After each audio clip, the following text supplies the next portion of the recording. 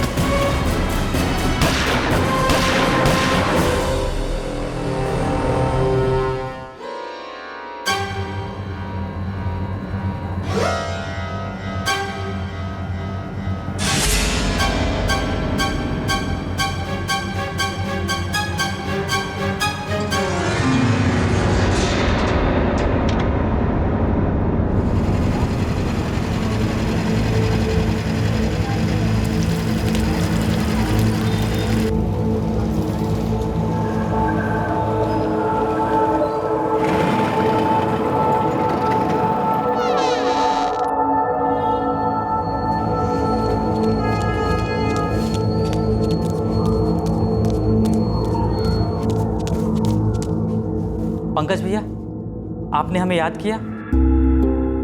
भरिया,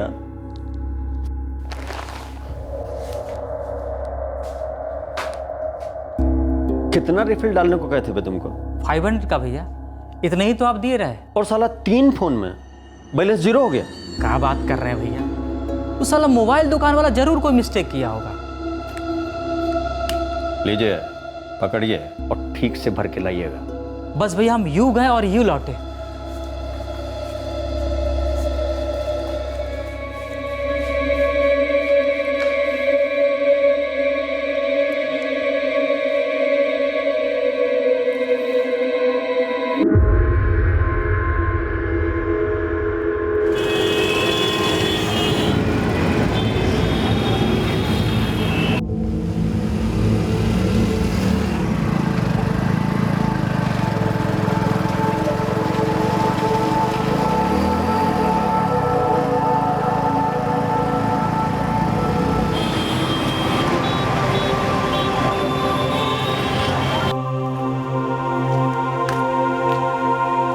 अरे छोटे, हम परसों कानपुर निकल जाएंगे।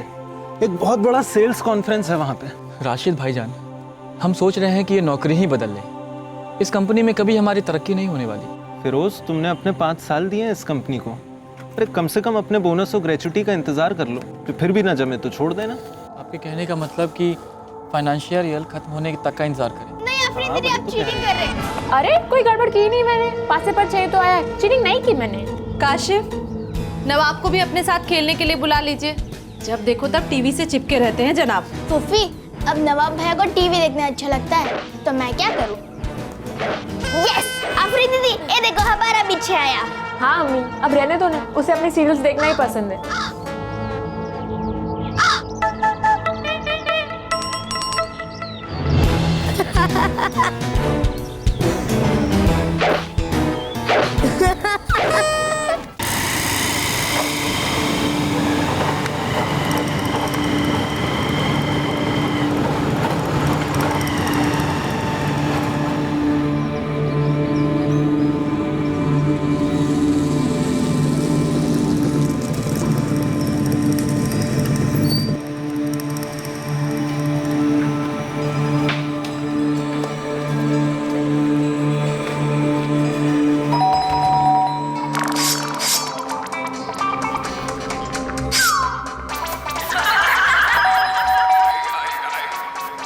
नवाब, देखो दरवाजे पर कौन है। काशिफ, तुम ही जाकर देखो कौन है। ये नवाब सच में नवाब ही है। लेकिन अम्मी, इतनी देर रात को कौन आया होगा? अरे होगा कोई मोहल्ले वाला, और कौन होगा? भाई कब से बेल बज रही है, दरवाजा तो खोल दो। जाना तू खोलना यार। नवाब, टीवी का वॉल्यूम कम करो। कम करो ना बेटा। जी, कौन चाहिए आपको?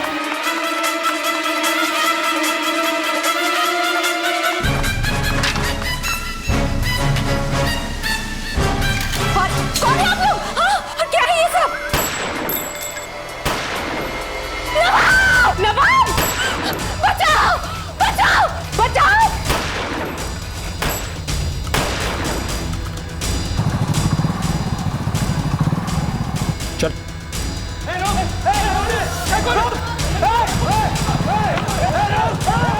आगे बढ़े तो थोड़ा दबा देंगे।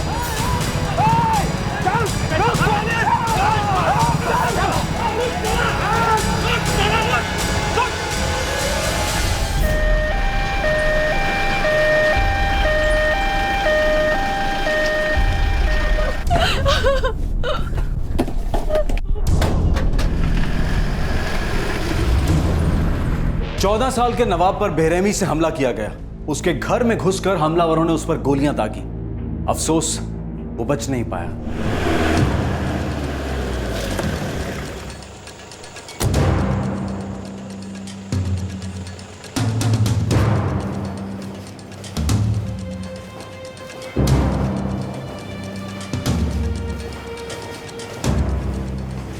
6 गोलियां दागी गई।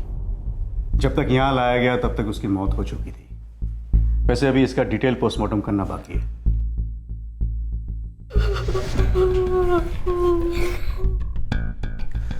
सर वो लोग कौन थे हमें नहीं मालूम सर। हम लोग उनके पीछे दौड़े भी थे लेकिन वो निकल गए सर। हम लोग छत पे थे सर, जब अम्मी और आफरीन की चीखें सुनाई दी, फिर गोलियां चलने की आवाजें आई सर।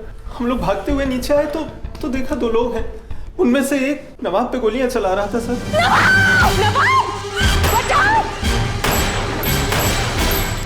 तो वो लोग घर में घुस आए और नवाब पे गोलियां चला दी? जी सर, आफरीन ने यही कहा है।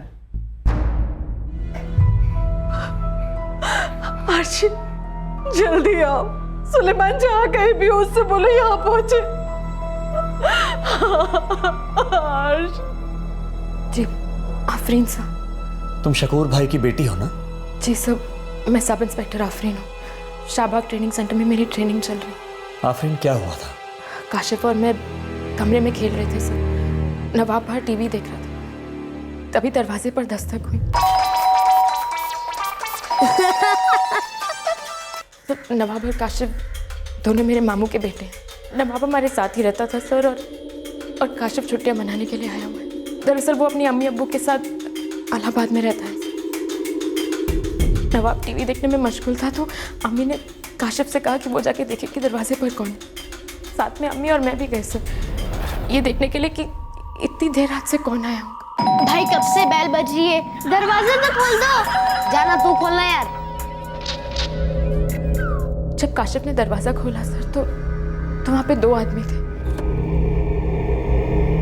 उन्होंने हमारी तरफ देखा और फिर पिस्तौल तान दी। कौन है आप लोग? हाँ! पर उन लोगों ने नवाब पर गोलियां चलानी शुरू कर दी। अम्मी और मैं तो बस दंग ही रह गए सर। राशिद भाई और फिरोज भाई ने उनका पीछा करने की कोशिश की लेकिन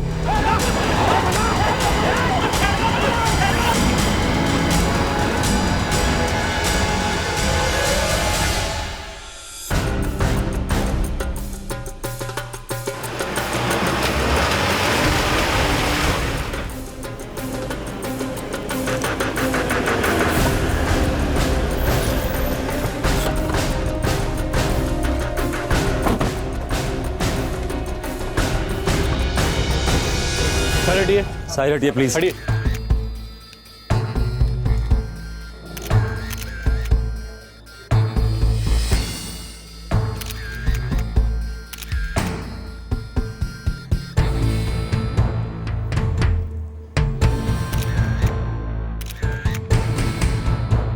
साहब ये 6 खाली कारतूस मिले। देख के तो लगता है कि .32 बोर के हैं। चेक करके ही कंफर्म किया जा सकता है। 3 लोग एक ही बाइक में सवार थे, इसीलिए नजर पड़ गई थी। उम्र से यही कोई 30-35 साल के दिख रहे थे साहब। असल में तो उन्हें तब देखा जब घर से भागते हुए वो बाहर आए और फिर फिरोज चिल्लाए पकड़ो उनको। उनके हाथ में पिस्तौल थी, उन्होंने हम पर तान दी। आगे बढ़े तो थोड़ा दबा देंगे। और फिर वो लोग यहाँ से भाग गए। उनमें से किसी को आप लोग जानते थे? नहीं साहब, कोई जानकार होता तो ऐसा खुला घर में घुस के गोलीबारी करके नहीं जाता। जैसे ही हमने गोलियों की आवाज सुनी हम तो बिल्कुल घबरा ही गए। हमने देखा एक लड़का बाइक पे सुकून से बैठा इंतजार कर रहा था। वो जरा भी परेशान नहीं लग रहा था।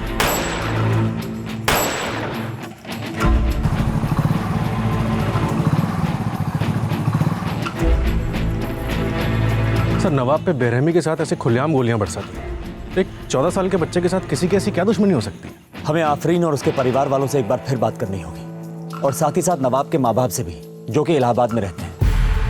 क्या पता इस केस का कोई तार वहां से जुड़ा हो।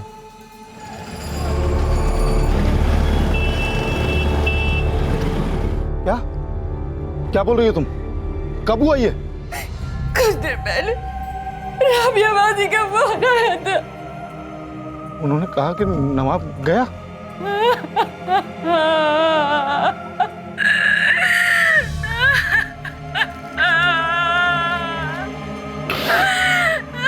आशी, हम सीधे घर आ रहे हैं और फौरन लखनऊ चल रहे हैं हम लोग।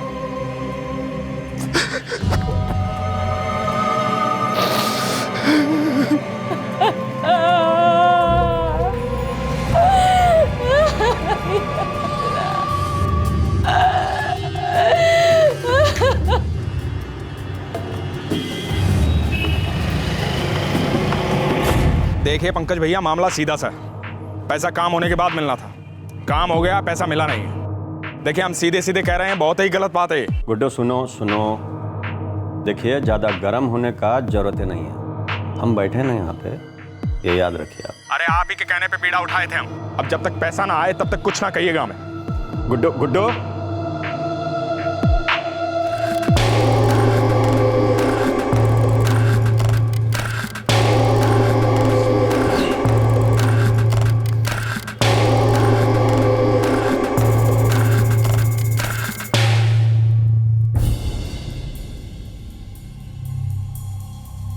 नवाब आप लोगों के साथ कब से रह रहा था?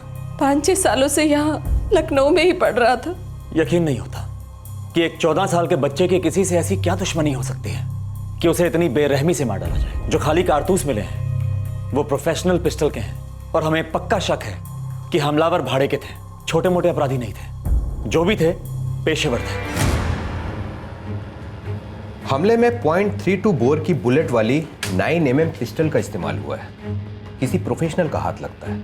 उन्होंने 6 गोलियां दागी, वो भी एकदम पास से। देखिए उनका इरादा एकदम साफ था। वो आए, अपना काम किया और निकल गए। लेकिन सोचने वाली बात यह है कि उन्होंने सिर्फ नवाब पर गोलियां चलाई और किसी पे नहीं। क्लोज रेंज से 6 गोलियां, लड़के को बचने या कुछ करने का मौका भी नहीं मिला होगा। और उन्होंने सिर्फ इसी पे गोलियां चलाई। कोई तो ऐसी बात है जो हम नहीं जानते। कुछ बताना चाहेंगे जो हमारे लिए जरूरी हो? सर मैं और मेरा भाई फिरोज दोनों अलग अलग सॉफ्टवेयर कंपनीज में काम करते हैं। हम ऑर्डिनरी एम्प्लॉइज हैं सर, हमारी किसी से कोई दुश्मनी नहीं है। और इतनी बड़ी तो हो ही नहीं सकती कि कोई हमारे कजन से उसका बदला निकाले, एक 14 साल के बच्चे से। नहीं सर। आफरीन, आपको क्या लगता है, कोई अंदाजा? नहीं सर, मैं तो बस ये सोच रही हूँ कि उन लोगों ने नवाब पर हमला किया। वहाँ पर अम्मी, काशिफ, मैं सब थे, लेकिन उन लोगों ने सिर्फ नवाब पे। खुद समझ में नहीं आ रहा। हमेशा सुलेमान भाई को समझाती रही कि एक ना एक दिन इस सब का असर घर वालों पर पड़ेगा, लेकिन हमेशा से डर था मेरे अंदर। कैसा डर? सुलेमान का इस सबसे क्या ताल्लुक? भाई है ना वो आपका? जी साहब, सुलेमान मेरा छोटा भाई है, लेकिन जुर्म और अपराध से ताल्लुक रखने वालों के साथ उसका उठना बैठना था। मैं, उसकी बीबी आरशी और मेरे शौहर शकूर मियाँ, जब वो जिंदा थे हम लोग उसे बहुत समझाते थे साहब कि छोड़ दे ये सब, पास आ जाए इन सब चीजों से, लेकिन वो। सुलेमान, 2 बच्चे हैं आपके, आपको उनकी हिफाजत के बारे में सोचना चाहिए। सुलेमान, छोड़ दो ये सब कुछ। कहीं ऐसा ना हो कि तुम्हारी हरकतें तुम्हारे अपनों को डस ले। देखो हम पुलिस में हैं, लेकिन आज तक हमारी वर्दी पे हमने दाग लगने नहीं दिया। हम कहते छोड़ दो ये सब कुछ। सोचते हैं भाईजान, इस बारे में सोचते हैं कुछ। सोचना नहीं है सुलेमान, छोड़ना है तो बस छोड़ना है। राबिया आपा, इतना आसान नहीं कि कहा और हो गया बस। जरा नवाब और काशिफ के बारे में तो सोचिए। भाईजान आप तो जानते ही हैं कि एक बार आदमी इस दलदल में घुस जाता है तो निकलना इतना आसान नहीं होता है। लेकिन सुलेमान कोशिश तो करके देखो। एक काम करिए भाईजान, नवाब को और काशिफ को आप यहाँ लखनऊ में अपने साथ रख लीजिए। आप तो जानते हैं कि हमारे साथ रहना उनके लिए खतरे से खाली नहीं होगा। और आरशी चाहे तो वो भी आप लोगों के साथ लखनऊ में रह सकती है यहाँ पे।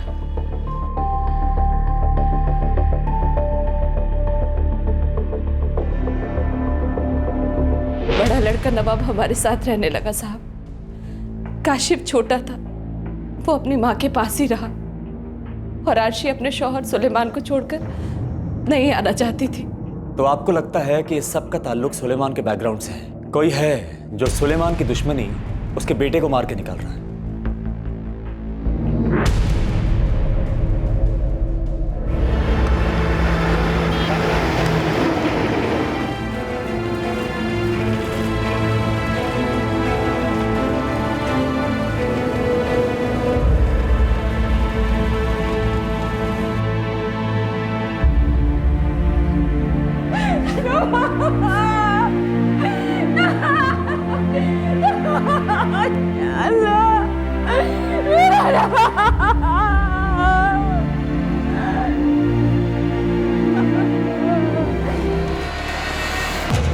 सर, सुलेमान एक हिस्ट्री शीटर है। इलाहाबाद में उसके खिलाफ बहुत सारे छोटे मोटे जुर्म दर्ज हैं।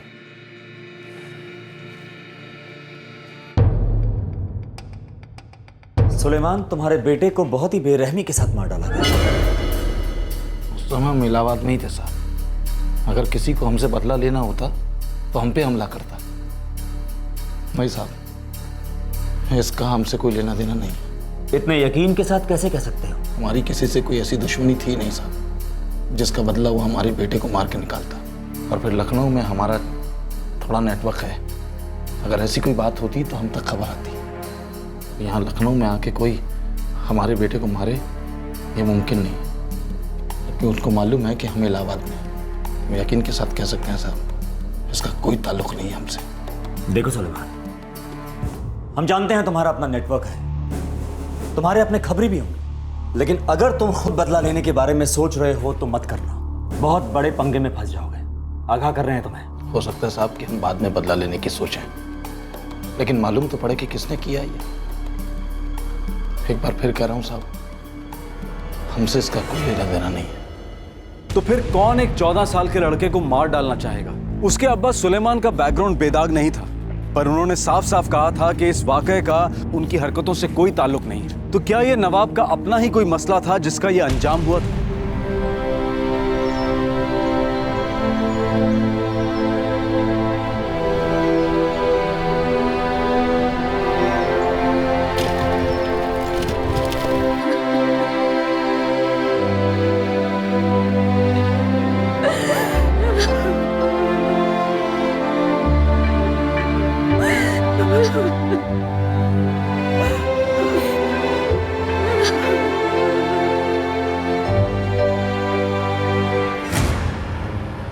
सर, आफरीन के अब्बा शकूर इब्राहिम का बेदाग रिकॉर्ड रहा। सारे ऑफिसर उन्हें पसंद करते थे। एक कांस्टेबल के तौर पे बड़ी इज्जत थी उनकी। कोई ऐसा केस, कोई ऐसा एनकाउंटर जिसकी वजह से किसी से भी कोई दुश्मनी खड़ी हो गई हो? ईमानदार और शरीफ पुलिस वाला था सर, दुश्मनों की कोई कमी तो रही नहीं होगी। लेकिन उन्हें गुजरे 4 साल हो गए, 2009 में ही वो चले गए थे।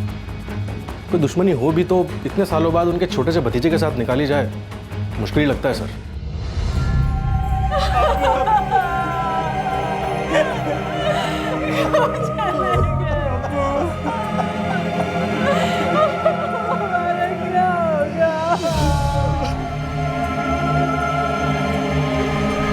अल्लाहु अकबर, अल्लाहु अकबर, अल्लाहु अकबर।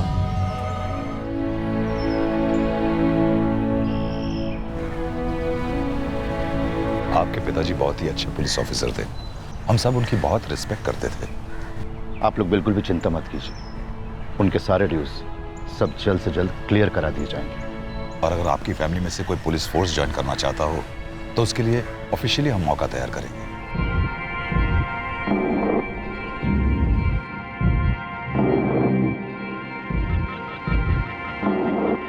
अम्मी, हम ही राशिद भाई और हम तो अपने जॉब में सेटल हैं। हम पुलिस में नहीं जाना चाहते। लेकिन अगर आफरीन पुलिस फोर्स ज्वाइन करना चाहे तो वो कर सकती है।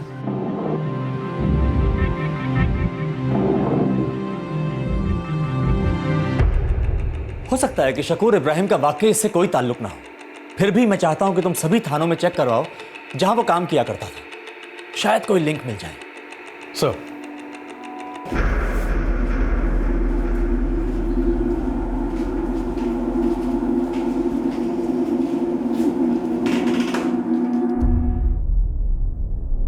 आफरीन, तुम्हें लगता है कि जो कुछ भी हुआ उसका तुम्हारे घर के किसी भी आदमी से कोई संबंध नहीं है? मालूम नहीं सर, मेरे लिए तो ये सोचना भी नामुमकिन है कि एक 14 साल के छोटे से बच्चे पर कोई इस तरह से हमला कर सकता है।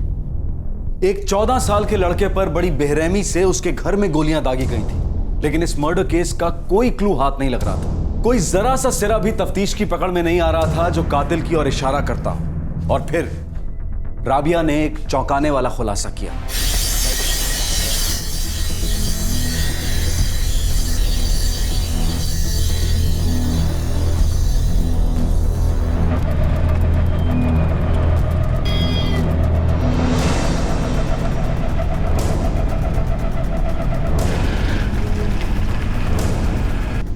नकीब और शादाब। जी सर।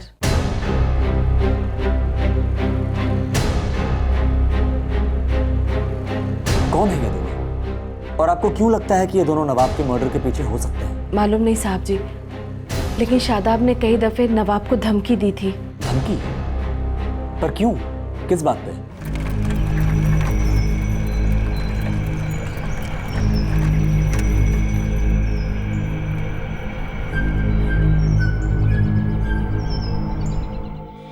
फूफी फूफी फूफी, वो शादाब है ना, आज फिर हमें मिला मार्केट के रास्ते में। क्या? वो हमारा पीछा कर रहा था और फिर आफरीन दीदी को परेशान करने लगा। प्लीज दीदी, एक दिला दो ना दीदी, प्लीज दीदी, प्लीज दिला दो ना दीदी। खराब है ना, फिर अम्मी हमें ही डांटेगी। चलो अब तुम यहाँ से चलो।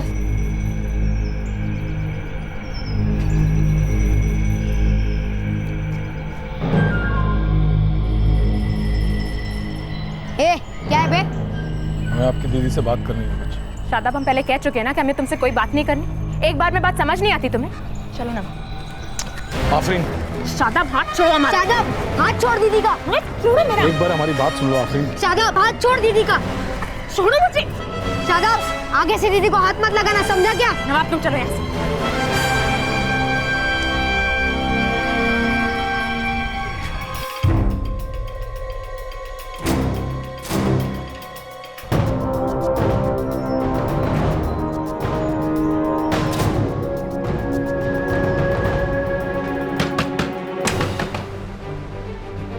शादाब, तुमने दोबारा मेरी लड़की को तंग किया ना?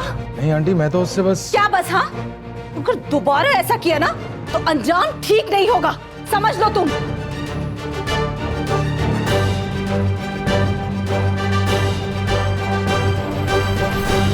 शादाब हमारी कॉलोनी में रहता था और वो कई बार नवाब से झगड़ा कर चुका था।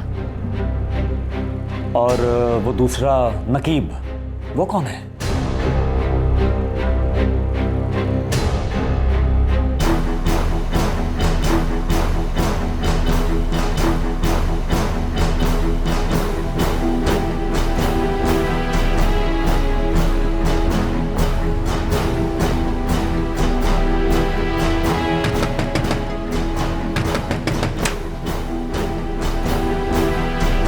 तुम्हारी बेटी क्या है?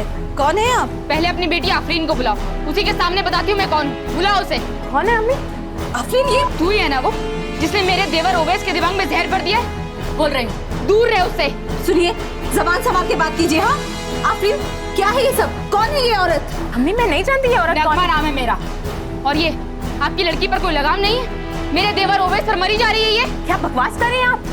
और आप अपने देवर को लेकर इतनी गर्म क्यों हो रही है? इतना ही तो उससे जाके कहिए ना कि मुझसे दूर रहे। आफरीन चुप करो। चुप कैसे करेगी ये? गुलछर्रे जोड़ा रही है ओवैस के साथ। क्या दिक्कत क्या है आपको? तू उसका इस्तेमाल कर रही है, भटका रही है उसे, जैसे औरों का करती है ये हमेशा। मैं आप करके बात कर रही हूँ तो तू कुछ ज्यादा ही बोल रही है। अब एक बात भी अपनी जबान से निकाली ना तो मैं जबान संभाल के बात करूँ वरना हाथ पांव तोड़ दूंगी तेरे। बंद करो ये तमाशा, बहुत हो चुका। अपनी लड़की को संभाल कर रखो वरना अंजाम अच्छा नहीं होगा। आफरीन, आफरीन, तुम अंदर जाओ। लेकिन हम कह रहे हैं तुम अंदर जाओ। जाओ अंदर। और देखिए, अब जो कोई भी है, आप भी यहाँ से चली जाइए बस।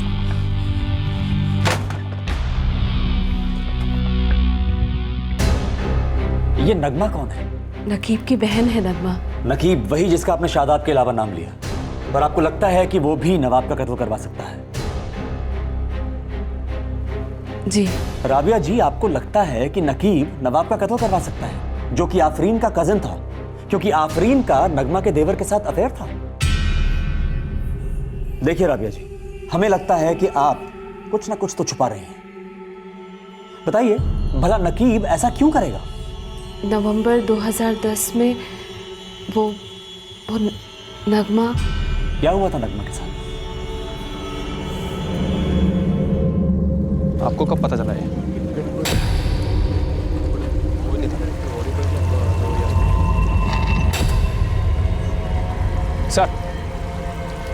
सर ये नगमा है, आलमगीर की बीवी और नकीब की बहन। मैं इन्हें जानता हूं सर, ये लोग नजरपुर में रहते हैं। नगमा का कत्ल हो गया था? जी, और नगमा के भाई नकीब ने मेरी बेटी आफरीन और नगमा के देवर ओवैस पर कत्ल का इल्जाम लगाया था।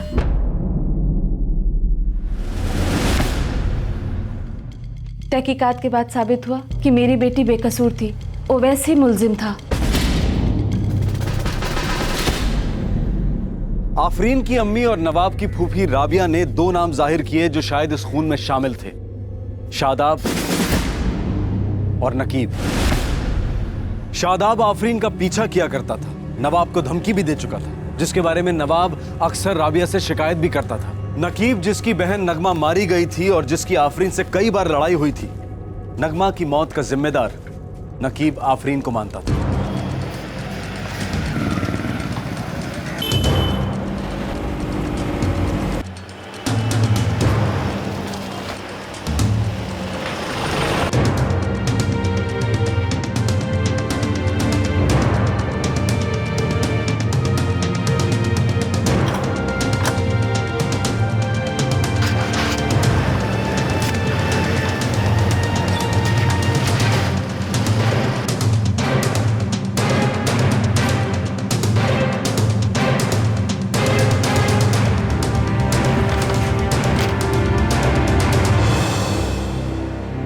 हाँ साहब, नकीब और शादाब दोनों शहर से बाहर हैं।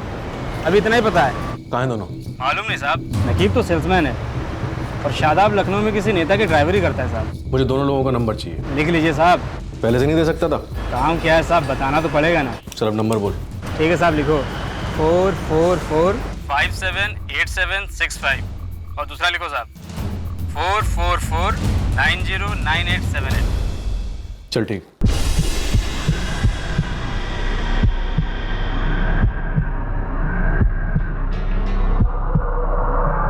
सर, नकीब और शादाब दोनों शहर से बाहर हैं। उन्हें खबर किए बगैर उनकी लोकेशन ट्रैक की है। कहाँ हैं वो दोनों? नकीब कानपुर में और शादाब देहरादून में।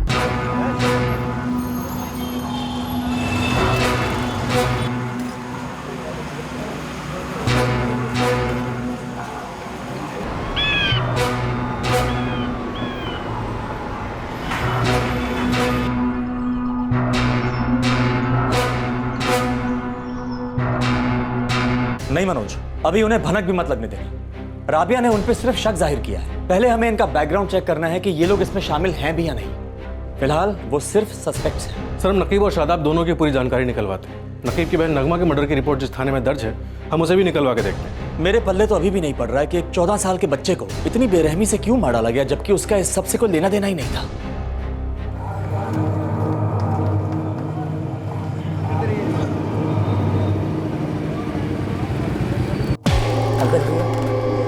खाना लाए, एकदम गर्मा गर्म है। क्या लाए हो? Chicken lollipop. हरिओम शंकर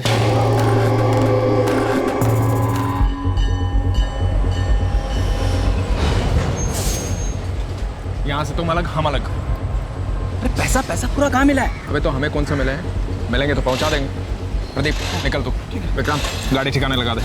मतलब रख थोड़े दिन अपने पास, बताता हूँ बाद में। चल।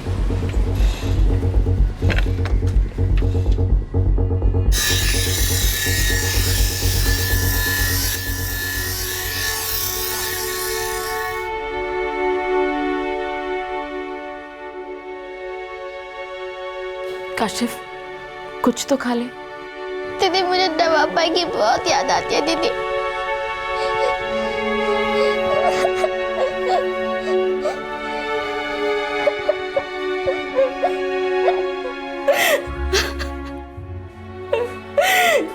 जिस बात का डर लगा रहता था आखिर वो आज हो ही गया।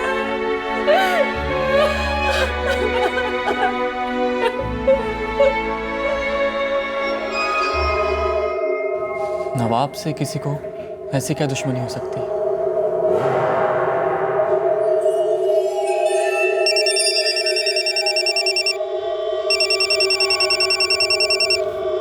पता चला कुछ?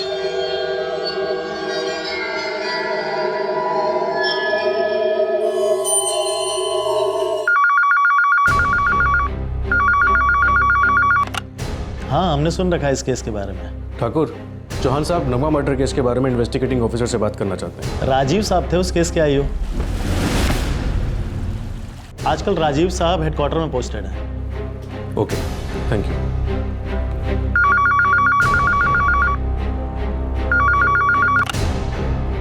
Senior inspector Rajeev Kumar.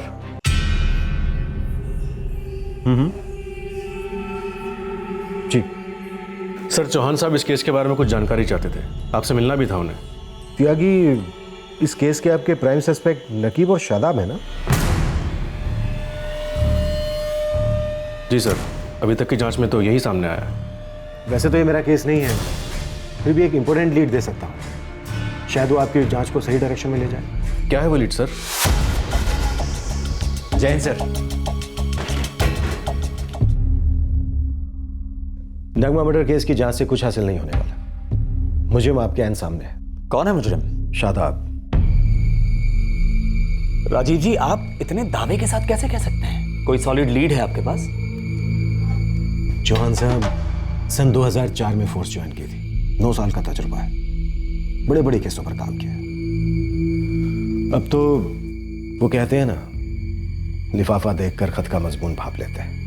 हम भी आपके तजुर्बे की तारीफ करते हैं राजीव जी, लेकिन आप ही बताइए, बिना सबूत के हम उसे इस कत्ल से जोड़ें भी तो कैसे जोड़ें? उठा लो, 2-4 डंडे लगाओ, 1 मिनट में सच की उल्टी कर देगा। आप ठीक कह रहे हैं, लेकिन फिर भी नगमा मर्डर केस के बारे में हम ठीक से जानना चाहेंगे। चौहान साहब, आपको हम पर यकीन नहीं है क्या? हम भी आप ही की तरह पुलिस वाले हैं। जब तक माजरा ठीक से समझ में ना आ जाए, चैन ही नहीं आता।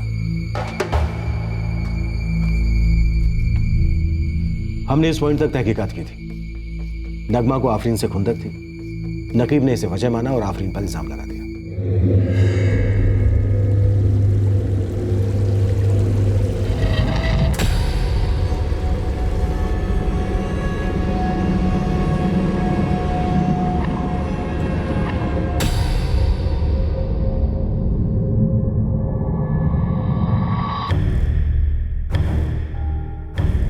साहब, ये सब जो आलमगीर का भाई है ओवैस, ये सब उसी का किया धरा है। नहीं साहब, मेरा भाई अपनी भाभी को नहीं मार सकता। साहब, इनको तो सच दिखता भी नहीं। इनको तो ये भी नहीं दिखता कि आफरीन और ओवैस के बीच में क्या था, किस तरह से आफरीन ओवैस का इस्तेमाल कर रही थी। वो मेरी बहन थी जिसने एक अच्छी भाभी होने का फर्ज अदा किया और ये बात उठाई थी, वरना आलमगीर की आंखों पे तो सिर्फ पट्टियां बंधी हुई है। नकीब, मेरा भाई नगमा को कभी नहीं मार सकता।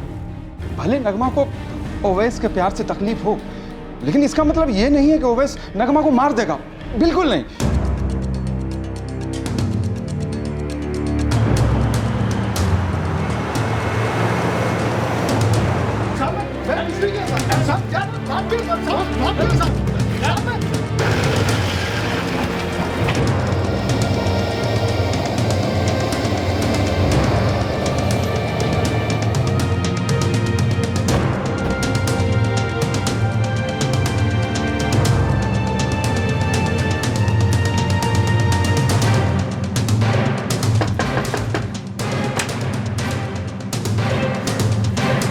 जी? आफरीन आप ही की बेटी है? जी हाँ। माफ करना अगर मैं गलत नहीं हूँ, ये शकूर भाई का ही घर है ना? जी हाँ, उन्हीं का घर है। लेकिन बात क्या है?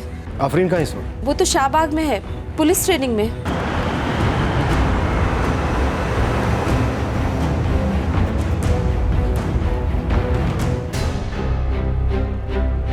शकूर भाई बहुत ही इज्जतदार कांस्टेबल थे। वो ओहदे में भले ही हमसे कम थे, लेकिन तजुर्बे में हम सब के बाद थे। ये तो हमारी किस्मत थी कि हमें उनके साथ काम करने का मौका मिला।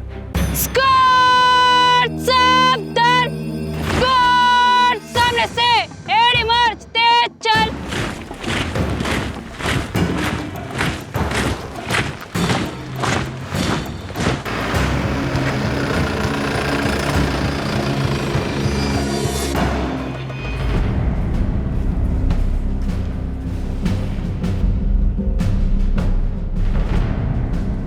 कब से चल रही तुम्हारी ये ट्रेनिंग? जी 8 महीनों से सर। आफरीन, तुम्हारे और नगमा के देवर ओवैस के बीच क्या रिश्ता है? सर मैं सच बोल रहा हूँ सर। सर मुझे फंसाया जा रहा है। मैंने नगमा भाभी का कत्ल नहीं किया सर। सर ये सच है कि ओवैस और मेरे बीच रिश्ता था, लेकिन सर जब मर्डर हुआ तब मैं लखनऊ में नहीं थी। तुम लखनऊ में नहीं थी, इसका मतलब ये तो नहीं हो सकता ना कि तुम मर्डर में शामिल नहीं थी। ओवैस तो लखनऊ में ही था। ये भी तो हो सकता है कि तुम दोनों ने मिलकर मर्डर की साजिश रची।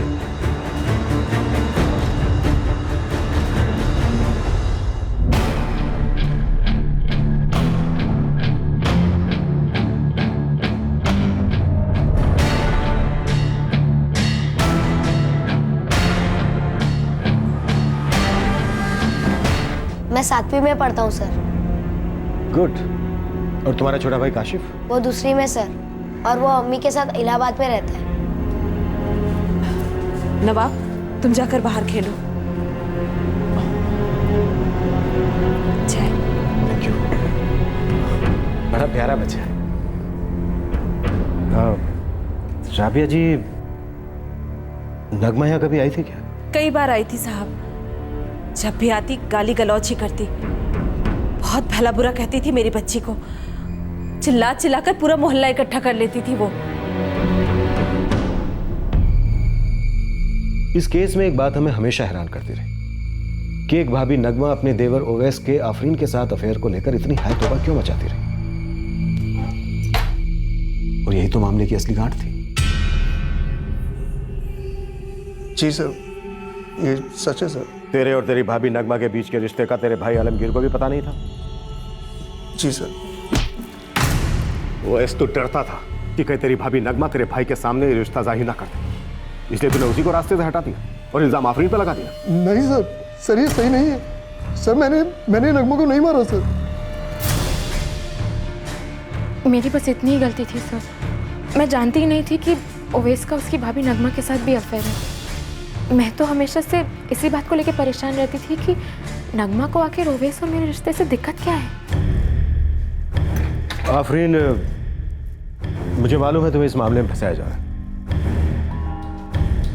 लेकिन तुम बिल्कुल चिंता मत करो।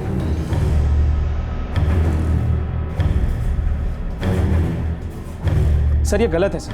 आप लोग ठीक से जांच ही नहीं कर रहे। सर मैं पक्का बोल रहा हूँ कि आफरीन ही मेरी बहन के मर्डर में शामिल है। देखो नकीब, मैं तुम्हारे दर्द को अच्छी तरह से समझ सकता हूँ। आफरीन का इस मर्डर से कोई लेना देना नहीं। ओवैस ही है जो इस मर्डर में शामिल है। साहब मेरी बहन को ऐसी वैसी औरत नहीं थी, वो झूठ बोल रहा है। सब नगमा कभी भी अपने शौहर को धोखा नहीं दे सकती। नकीब कड़वा है, पर सच यही है।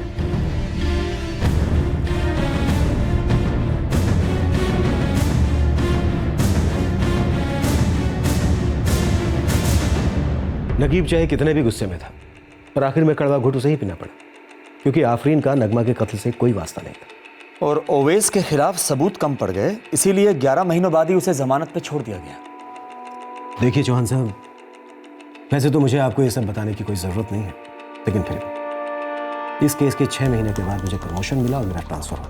मुझे सच में नहीं मालूम कि मेरे जाने के बाद इस केस में क्या हो, लेकिन हाँ मैं आपसे इतना कह सकता हूँ कि आफरीन मासूम थी और ओवैस मुजरिम। जैसे आपके इस केस के सिलसिले में कह सकता हूँ कि नकीब नहीं, मुजरिम शादाब।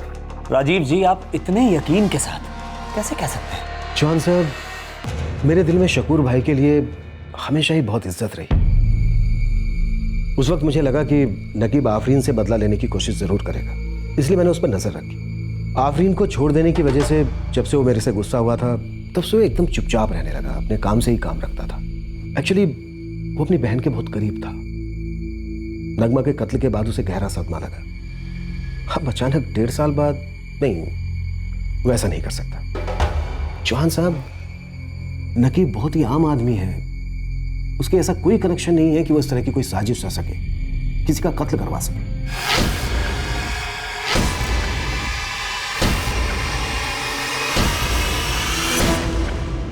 बहुत बहुत शुक्रिया राजीव जी। My pleasure.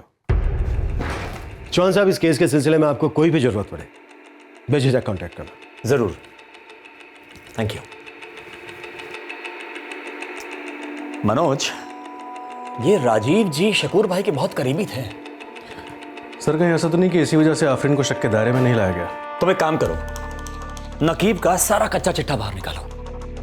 एक बार नकीब के सारे नकाब हट जाएं, उसके बाद हम शादाब पे हाथ डालेंगे। सर,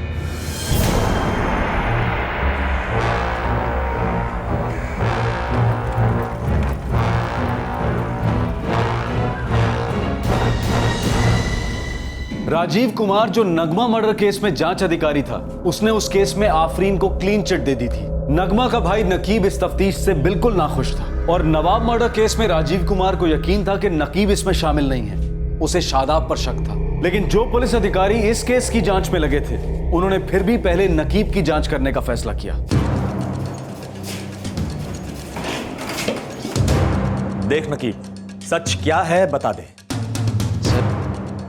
सर मेरी बात का यकीन कीजिए, मैं सच बोल रहा हूँ, मैं नहीं जानता हूँ नवाब कौन है। और सर मुझे तो ये भी नहीं पता था कि आफरीन का कोई कजिन भाई है नवाब जो उसके साथ रहता था। सर मुझे अभी भी पक्का यकीन है कि मेरी बहन के मर्डर की ठीक से तफ्तीश नहीं हुई। सर मेरा इस नवाब के मर्डर केस से कुछ लेना देना नहीं है। हाँ, ये बात सच है कि मैं आफरीन से गुस्सा था, वो वैसे नाराज़ था, लेकिन सर मैं किसी ऐसे को कैसे मार सकता हूँ जिसको मैं जानता तक नहीं, और वो भी एक 14 साल का बच्चा। सर मेरा यकीन कीजिए, मेरा इस सबसे कुछ लेना देना नहीं है।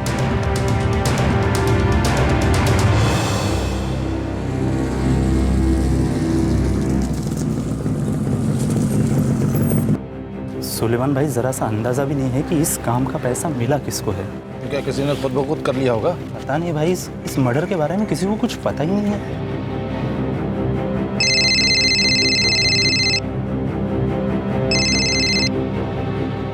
हाँ पप्पू बोल। हाँ साहब, पहली खबर, हमला करने वाले का कुछ पता नहीं चला। कहीं बाहर से आए थे क्या?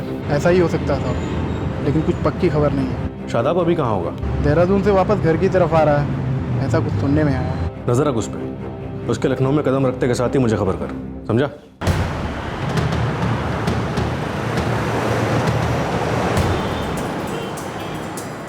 तुम्हें इसके बारे में किसने बताया?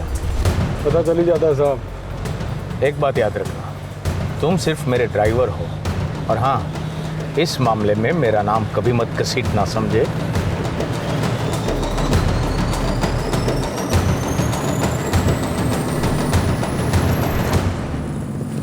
सलाम साहब। बोल कालू। ये शादाब छोटा मोटा आदमी है, ड्राइवरी के पहले पेट पालने के चक्कर में छोटा मोटा काम करता था। तो ये उन 3 हमला करने वालों में नहीं था, तो क्या उन्हें भाड़े पे लाया गया? मुश्किल है साहब, ये शादाब हमेशा कड़की पे रहता था। मुट्ठी भर मूंगफली खरीदने के लिए इसके पास पैसे तो है नहीं। 3 लोग के मर्डर के बाद से सुपारी क्या देगा? कोई और चक्कर है? पुराना चक्कर, शादाब का आफरीन के साथ कोई प्यार व्यार का चक्कर है। पर हमने तो सुना था शादाब उसे परेशान करता है। सही है, लेकिन ये लोग अलग हुए उसके बाद करता था।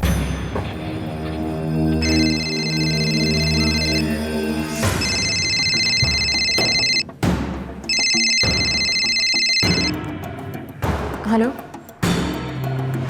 जी सर। जी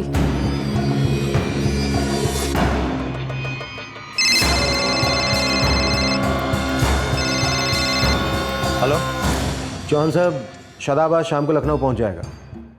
मेरी मानो तो उठा लो साले। थैंक यू राजीव जी। वही मुझे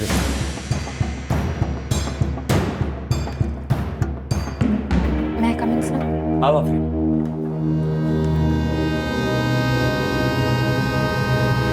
देखो आफरीन, अब तक की तहकीकात में यही सामने आया है कि नवाब टारगेट नहीं था, बदला तो तुमसे लिया जाना था।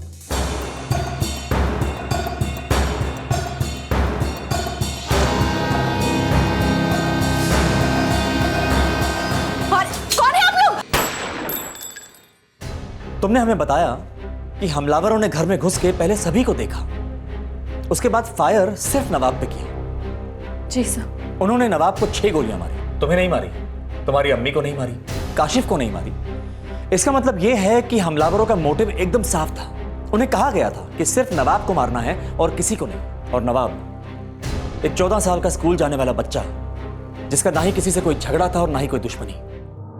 मुझे मालूम है सर, लेकिन मुझे ये समझ नहीं आ रहा आप किस तरफ इशारा कर रहे हैं। तुम्हारी अम्मी ने हमें बताया कि नकीब तुमसे गुस्सा था क्योंकि उसकी बहन नगमा के मर्डर केस में तुम्हें क्लीन चिट दे दी गई थी और शादाब तुम्हें परेशान करता था। तुम्हारी अम्मी ने इन दोनों पर शक जाहिर किया है।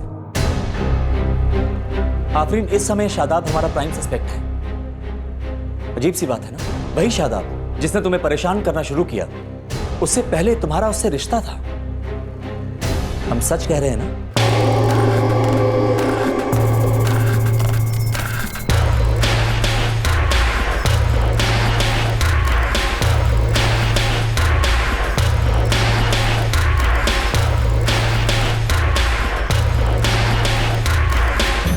सर, ये सच है कि मेरा पहले शादाब से रिश्ता था।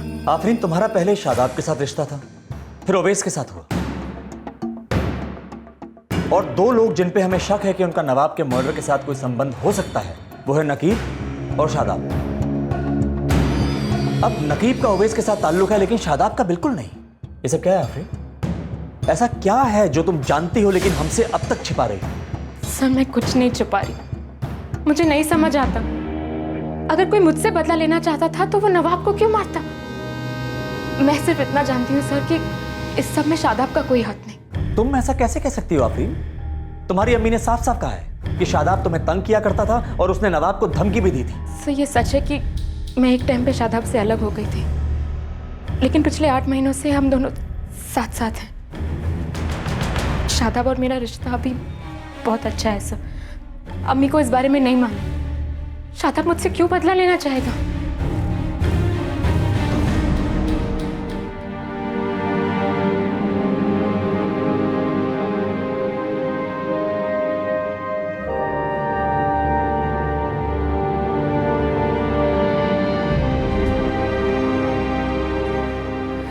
फिरोज, क्या हुआ? कहाँ है वो? बस आ रही है अम्मी, बता रही थी पुलिस वालों ने बुलाया था। 14 साल के नवाब का बेरहमी से कत्ल हो गया और उसकी फूफी ने 2 लोगों पर शक जाहिर किया, नकीब और शादाब। राजीव कुमार ने नकीब को क्लीन चिट दे दी और बहुत ही यकीन के साथ कहा कि शादाब ही असली मुजरिम है। और अब आफरीन के बयान ने सारी की सारी तहकीकात ही उलट कर रख दी। क्या सच था इसके पीछे? आखिर ये क्या साठगांठ थी? शादाब के कॉल रिकॉर्ड एकदम ठीक है, कहीं कोई शक करने की वजह नहीं है। और आफरीन का कहना है कि वो और शादाब एक बार फिर से साथ हैं और शादाब ऐसा कर ही नहीं सकता। ये नकीब तो इस पूरे वाकये से बाहर लगता है सर। मनोज, कहीं ऐसा तो नहीं कि हमें इस मामले से जानबूझ के भटकाया जा रहा है और असल में सच्चाई कहीं और ही है?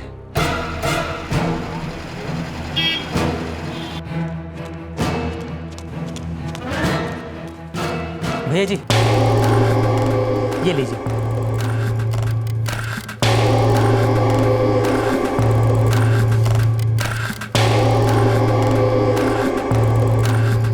गुड्डू भैया, गाड़ी का क्या करें? यहाँ इधर पड़ी रहेगी तो लोग बात करेंगे। एक काम कर विक्रांत, गाड़ी जावद के गैरेज के पीछे खड़ी कर दे। बोल थोड़े दिन में उठा लेंगे, बाकी बाद में देख लेंगे हम। ठीक है गुड्डू भैया।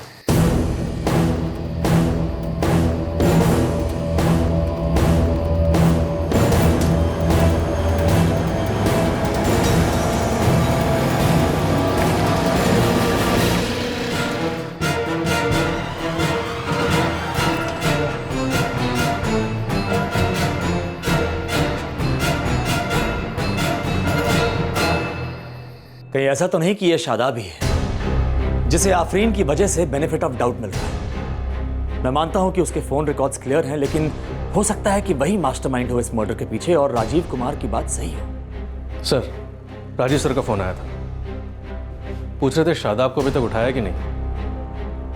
मनोज, कहीं ना कहीं कोई सांठगांठ तो है, कोई तो खेल है ये। एक काम करो, उठा लो शादाब को। सर। साहब, हम शादाब अंदर आ सकते हैं?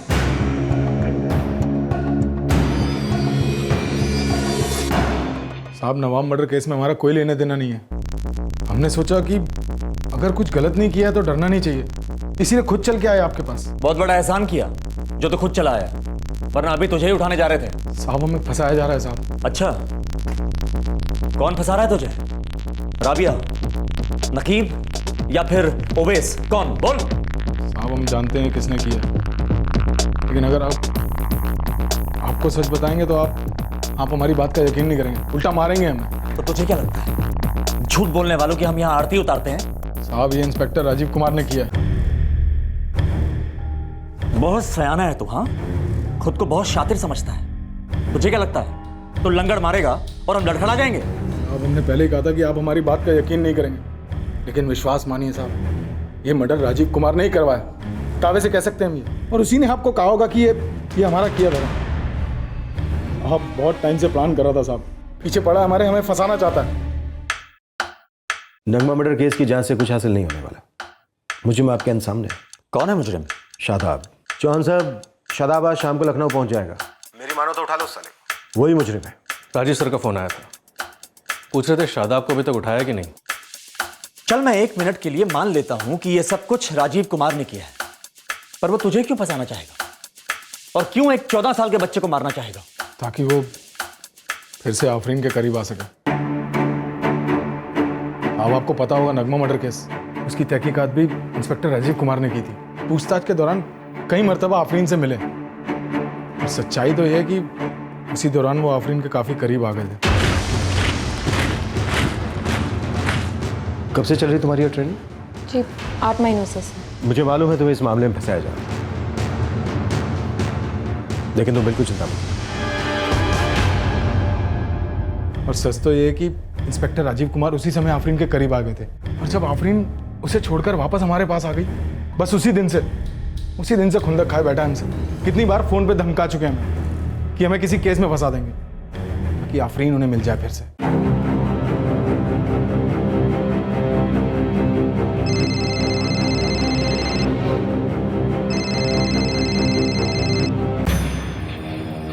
क्यों रे?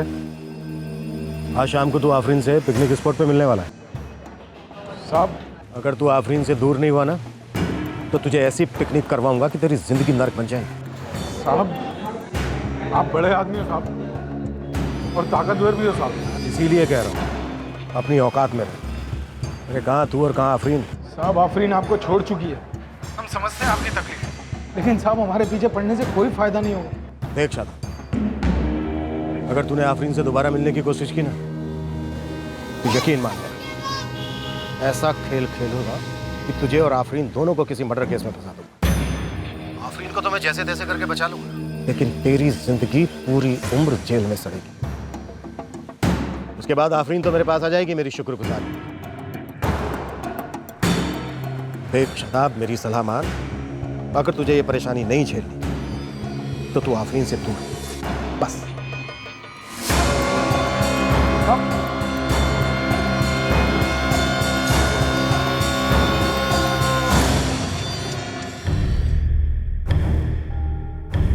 और इंस्पेक्टर राजीव कुमार ने ठीक वैसा ही किया जैसा उसने फोन पर हमें कहा था।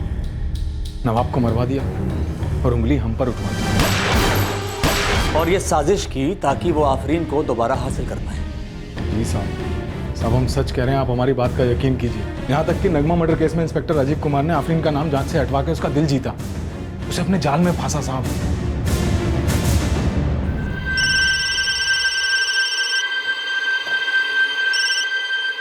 हाँ बबलू बोल। आओ, शादाब पुलिस स्टेशन पहुंच गए। कहाँ से उठाया उसे? सुना है वो खुद ही वहाँ चला गया। ठीक है।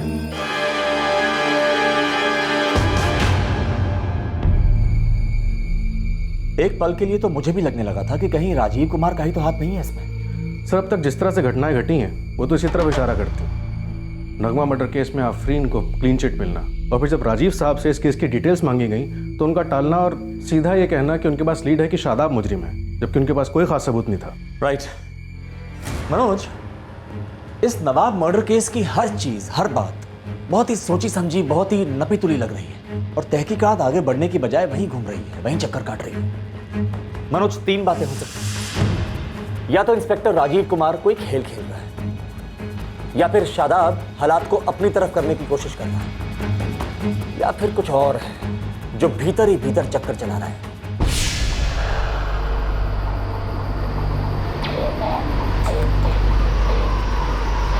आफरीन, उन्होंने तुम्हें दोपहर में भी बुलाया था और अब फिर? कोई बात होगी ना अम्मी, आप फिक्र मत करो, मैं जल्दी वापस आ जाऊंगी। हाँ,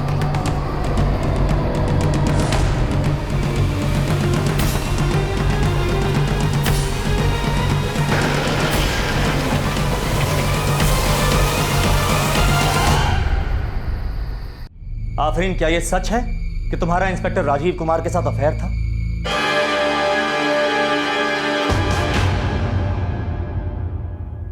आफरीन, ये क्या खेल चल रहा है? एक 14 साल का बच्चा मारा जाता है जो कि तुम्हारा कजिन था। तुम्हारी अम्मी 2 लोगों पे, नकीब और शादाब पे शक जाहिर करती है। शादाब वो जिससे तुम्हारा अफेयर चल रहा था, सॉरी चल रहा है। इंस्पेक्टर राजीव कुमार जिनसे भी तुम्हारा अफेयर रहा, वो बड़ा जोर दे के एक ही बात कह रहे हैं कि इस कत्ल के पीछे शादाब का हाथ है। शादाब मुजरिम है। शादाब मेरे थाने में आके एक ही बात कह रहा है कि सब कुछ इंस्पेक्टर राजीव कुमार ने तुम्हें हासिल करने के लिए करवाया और मुजरिम कोई और नहीं, इंस्पेक्टर राजीव कुमार है। आफरीन, इस केस के हर मोड़ पर, हर एंगल में तुम ही हो। क्या खेल है ये?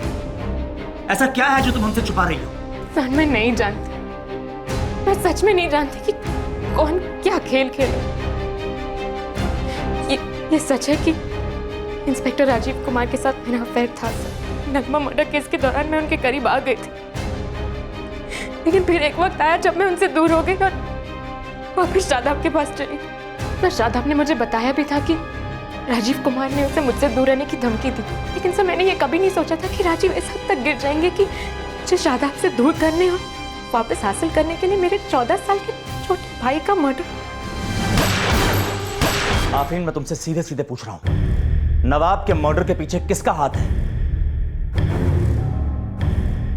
बोलो आफरीन,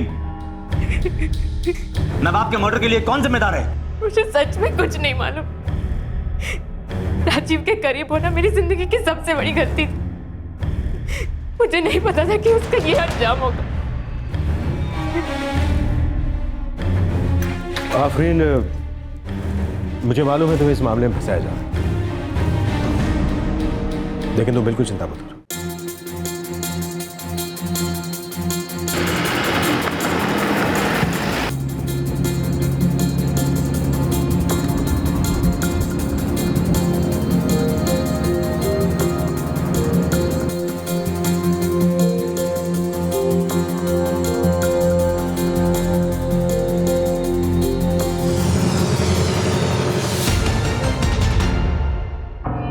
मैं उसके साथ रिश्ते में बहती चली गई, खो गई। महसूस ही नहीं हुआ कि उस रिश्ते का कोई फ्यूचर नहीं था, और जब महसूस हुआ तो बहुत देर हो चुकी।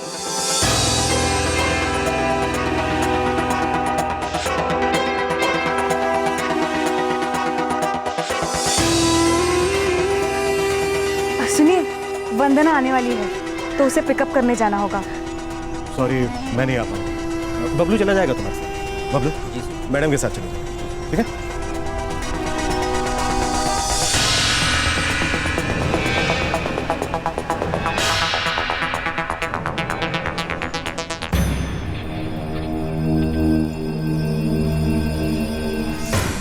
तो अब हमारे रिश्ते का क्या? आफरीन, तुझे तो पता है मैं शर्मिष्ठा को नहीं छोड़ सकता। मेरी एक बेटी भी है, वंदना। और मैं कुछ नहीं हूँ तुम्हारे लिए? सब कुछ हो, पर शादी करने से कुछ बदल जाएगा। बदले ना बदले, लेकिन शादी मेरे लिए मायने रखती है। तभी मैंने फैसला लिया कि मैं उससे रिश्ता तोड़ दूंगी, और तोड़ भी दिया। और एक बार फिर शादाब के पास चली गई। मैं बुरी तरह से टूट चुकी थी सब। मुझे किसी के सहारे की जरूरत थी। शादाब मुझसे पहले भी प्यार करता था, हम दोनों एक दूसरे को समझते हैं। उसने एक बार फिर मुझे सहारा दिया। आफरीन, शादाब ने दावे के साथ कहा है कि इस मर्डर का मास्टरमाइंड राजीव कुमार ही है। मुझे नहीं पता सर। हाँ, लेकिन शादाब ने मुझसे ये जरूर कहा था कि राजीव उसे धमकी देता है। पता नहीं कैसे शादाब और मेरे बीच हुई सारी बातों की खबर राजीव को होती थी सर। तो तुम कहना क्या चाहते हो कि मैंने राजीव से इस बारे में बात की है? तो राजीव को कैसे पता चला कि हम लोग पिकनिक स्पॉट पर मिलने वाले हैं आज? आज शाम को तो आफरीन से पिकनिक स्पॉट पे मिलने वाला है। साहब अगर तू आफरीन से दूर नहीं हुआ ना तो तुझे ऐसी पिकनिक करवाऊंगा कि तेरी जिंदगी नर्क बन जाएगी। मुझे नहीं पता शादाब, मैं राजीव से रिश्ता तोड़ चुकी हूँ। वो रोज धमकी देता है मुझे, रोज फोन करता है, पर पता नहीं उसे ये कैसे मालूम हो जाता है कि हम लोगों की क्या बातचीत चल रही है।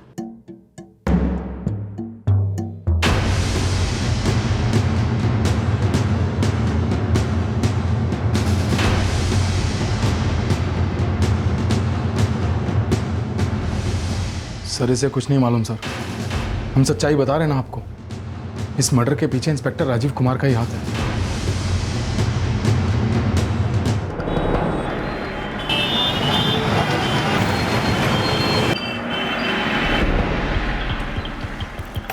पसीना पानी कर दिया साहब, ऐसी ढांसू खबर हाथ आई है। क्या खबर? तीनों हमलावर बाहर के थे। कौन थे? गुड्डू, विक्रांत और प्रदीप।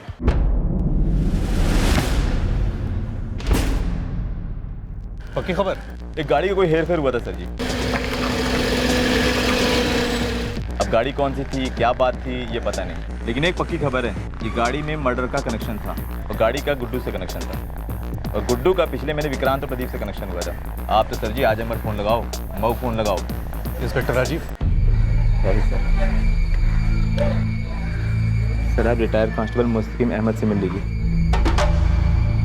अल्लाहु अकबर, अल्लाहु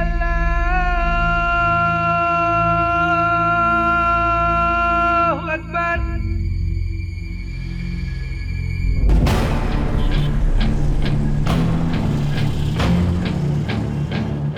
मऊ से गुड्डू, आजमगढ़ से प्रदीप और विक्रांत, तीनों हिस्ट्री शीटर।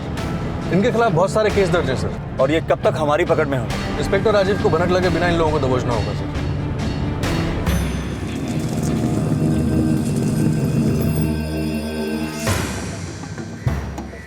साहब वो शादाब अभी भी कस्टडी में है। और क्या? वही मुख्य आरोपी है।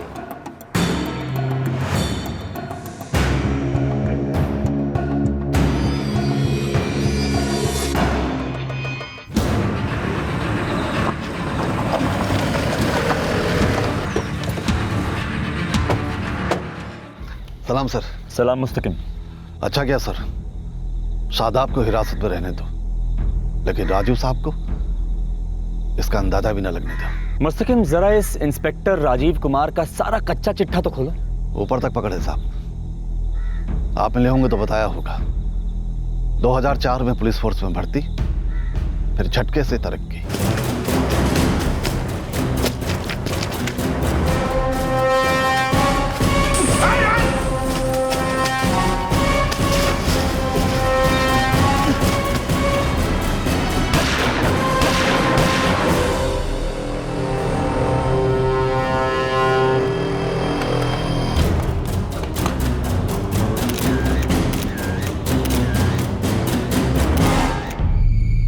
एनकाउंटर स्पेशलिस्ट, खबरों में रहना पसंद है। जल्द ही बड़े अफसरों के प्यारे बन गए।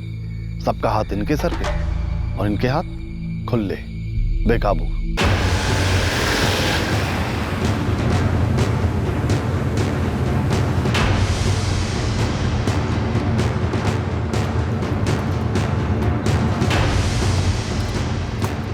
ये 5 सिम कार्ड है, 1 हफ्ते से ज्यादा इस्तेमाल मत करना। ठीक है सर। चलो रे।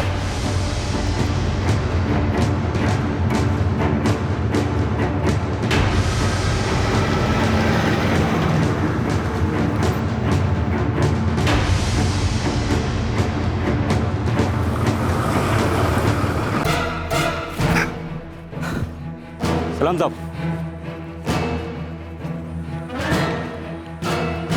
कितनी लकड़ी है? कोई 2-3 टन। क्या मैं खूब समझा। आपको तो पता है अपना रोज का काम है, आपसे झूठ बोल के किधर जाएंगे? चाहो तो चेक कर लो। जा बबलू, ट्रक चेक पोस्ट के पार करवा दो। जी साहब। आओ।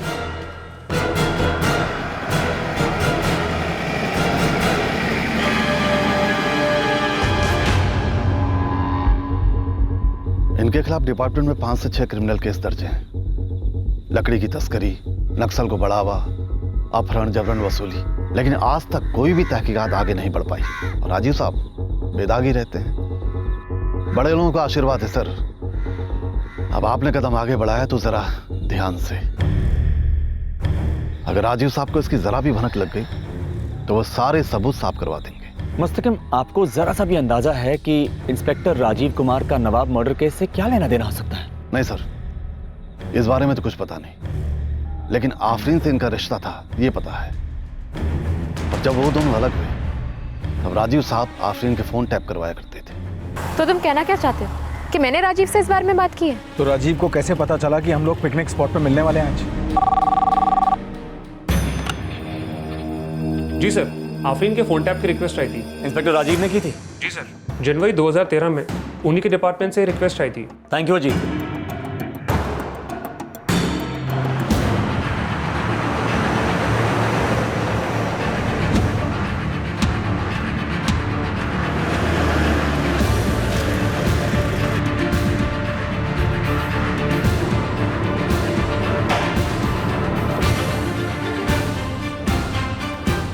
उसे कानो कान खबर नहीं लगनी चाहिए।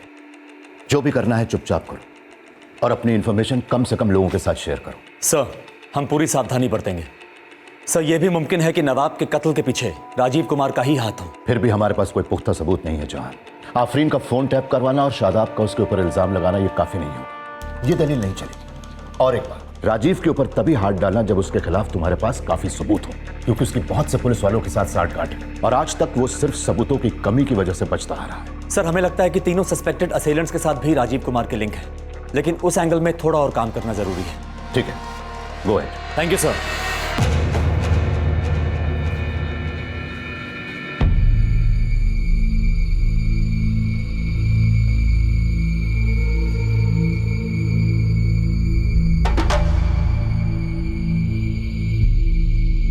और फिर शुरू हुआ उस पुलिस वाले के खिलाफ सबूत इकट्ठा करने का एक सीक्रेट ऑपरेशन, जिसके बारे में यह माना जा रहा था कि वो एक भयंकर अपराध में शामिल है। इंस्पेक्टर राजीव कुमार की पहुंच और पकड़ बहुत गहरे तक थी। पुलिस के पास अब भी उसके खिलाफ कोई पुख्ता सबूत नहीं था। वो एक ऐसे लिंक के साबित होने का इंतजार कर रहे थे जिससे सारे के सारे टूटे सिरे जुड़ जाने वाले थे। मुझे नहीं मालूम मम्मी। आफरीन, तुम्हें 2 बार थाने बुलाया गया। बोलो ना, नवाब को किसने मारा है? मम्मी, मैं सच कह रही हूँ, मुझे कुछ नहीं पता। मुझे वहाँ बस कुछ सवालात करने के लिए बुलाया था, इसके अलावा मुझे कुछ नहीं पता। मम्मी,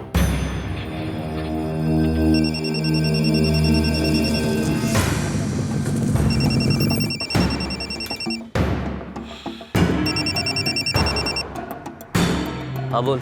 नहीं कुछ समझ नहीं आ रहा है। क्या मतलब? शादाब लॉकअप में ही है ना? हाँ वो है, लेकिन इसके अलावा क्या क्या हो रहा है कुछ समझ नहीं आ रहा है। ठीक है, तो बराबर नजर रखना। ओके।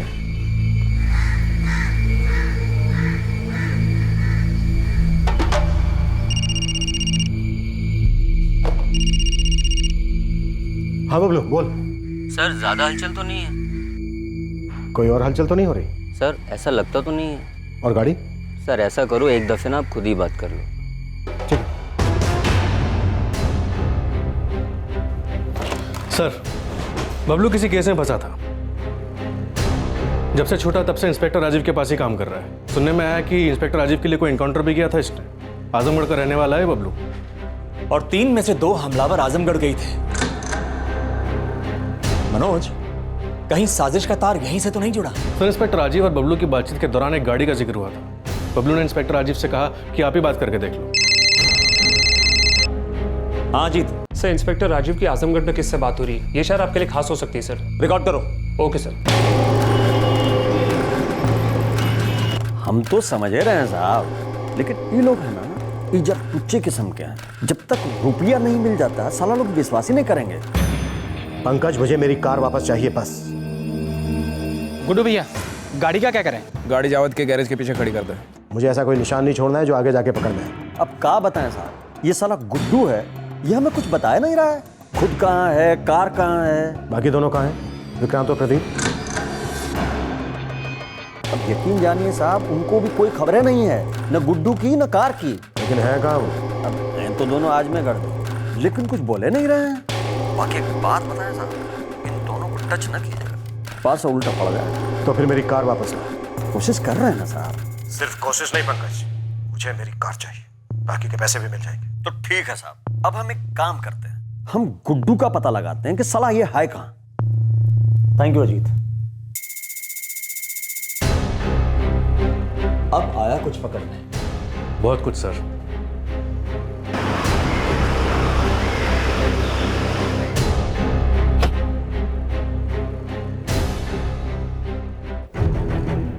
सर ये हैं बबलू के फोन रिकॉर्ड्स। 12 मई को जब नवाब का मर्डर हुआ उस रात बबलू के फोन की लोकेशन उसी इलाके के आसपास आ रही है। सर हमें आजमगढ़ में प्रदीप और विक्रांत पे नजर रखनी होगी। और सर ये है इंस्पेक्टर राजीव कुमार और आजमगढ़ के एक कैदी पंकज साहू के बीच हुई बातचीत की रिकॉर्डिंग। ग्रेट। किसी और टीम को भेजो प्रदीप और विक्रांत को गिरफ्तार करने के लिए, एक लूट के केस में सस्पेक्ट बना के। लेकिन किसी को पता नहीं लगना चाहिए कि उन्हें किस लिए उठाया जा रहा है। बबलू पर नजर रखो और उसे किसी दूसरी टीम से उठवाओ, लेकिन याद रहे बबलू को राजीव के घर से नहीं उठाना। इन सब लोगों के बयान लो और राजीव को भनक भी नहीं लगनी चाहिए कि इन लोगों को इसी केस के सिलसिले में उठाया गया है। ये सब हो जाने के बाद हम राजीव को घेरेंगे। जी सर।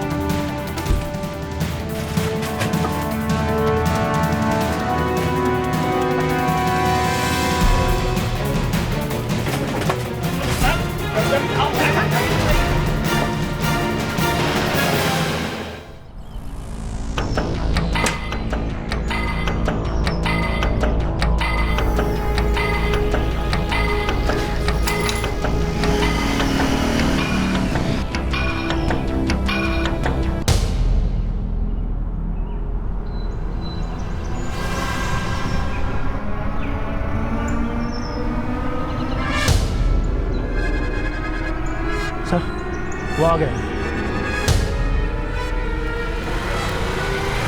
गाड़ी रोको, गाड़ी रोको। नीचे उतरो।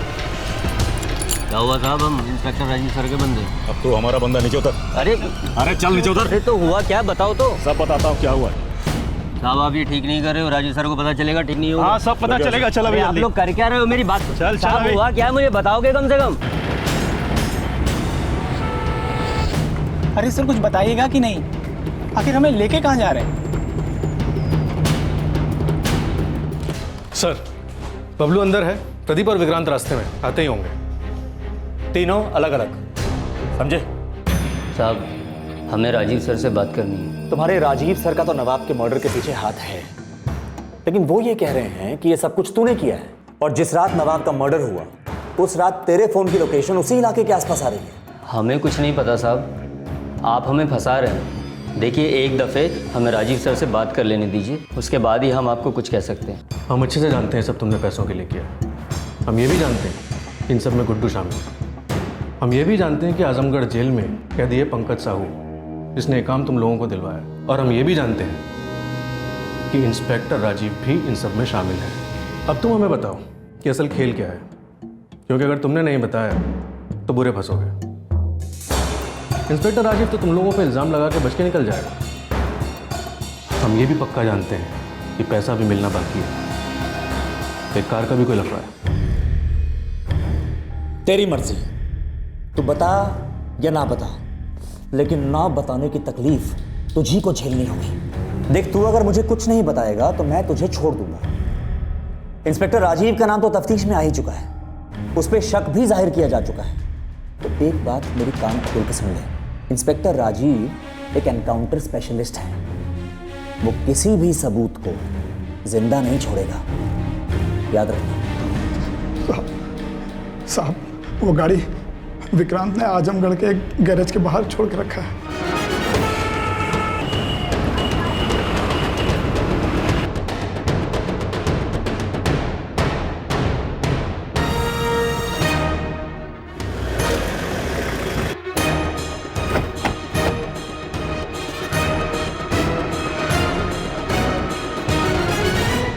गाड़ी में तो वो गन नहीं मिली जिससे नवाब को मारा गया। कहाँ है वो गन? कहाँ है वो गन? सब वो गन गुडुआ के पास है। और गुड्डू कहाँ है? वाराणसी में।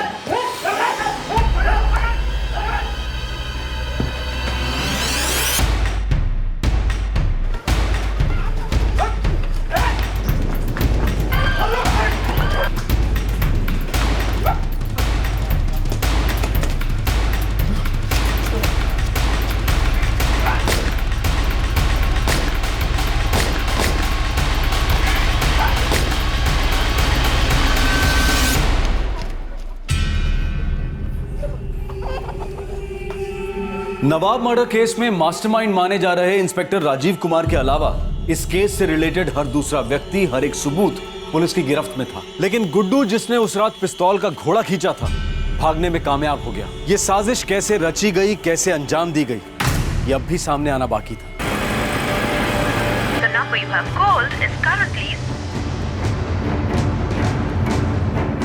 बबलू का कुछ मालूम है? नहीं साहब।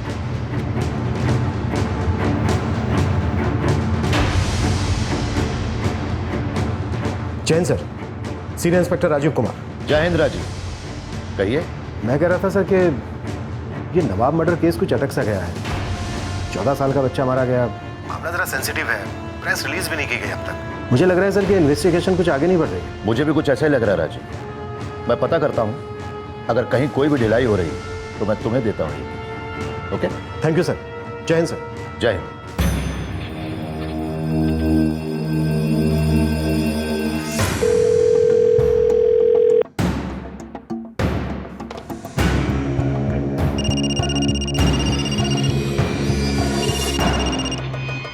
फोन क्यों नहीं उठाया बे?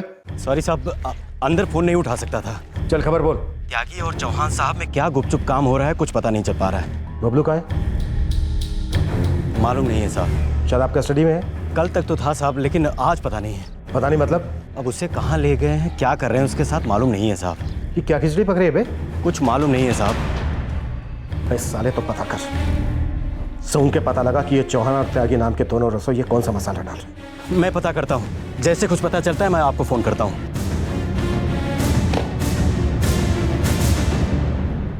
अब सारा का सारा ब्यौरा विस्तार से बता, लेकिन एक बात याद रख, तो जितना ज्यादा बताएगा उतना कम फंसेगा, और जितना कम बताएगा उतना ही ज्यादा फंसेगा। साहब, राजीव साहब तो आफरीन के किसी भी भाई को मारना चाहते थे।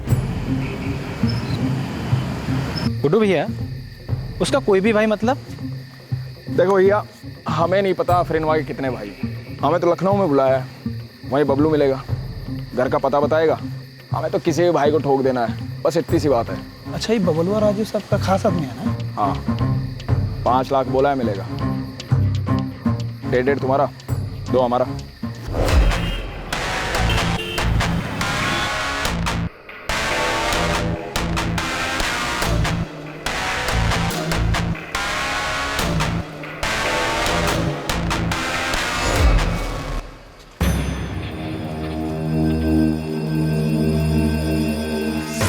गुड्डू, बबलू तुम लोगों को घर दिखा दे। आज और कल ठीक से घर देख लो, परसों काम करो। और हाँ, 2 बातें याद रखो। एक तो ये कि मारना सिर्फ एक भाई को है, और दूसरी ये कि लड़की को एक खरोच तक नहीं आनी चाहिए। ठीक है साहब, एडवांस लगेगा।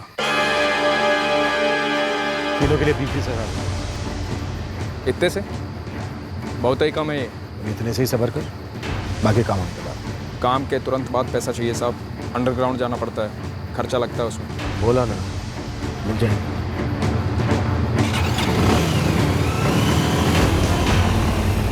किसी भी भाई को मारने का काम था? जी साहब। तुझे और विक्रांत को इस काम में कौन लाया? गुड्डू? जी साहब। और गुड्डू को कौन लाया? पंकज भैया। गुडवा पंकज भैया के लिए काम करता है। राजीव साहब पंकज भैया से संपर्क किए थे साहब। किसको उड़ाना है साहब? एक लड़की है, उसके भाई को। लौंडिया भी दिल आ गया क्या? अरे पंकज, अपने काम से काम रख।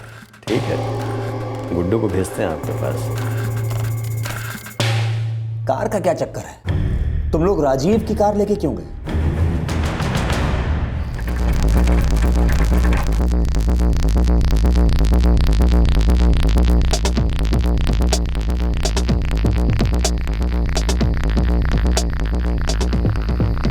बात ठीक से समझ में आ गई ना तुम लोगों के भेजे में? ठीक है, लेकिन बाइक पे आना पड़ेगा। हाँ ठीक है, बाइक से आ जाना, लेकिन ध्यान रखना।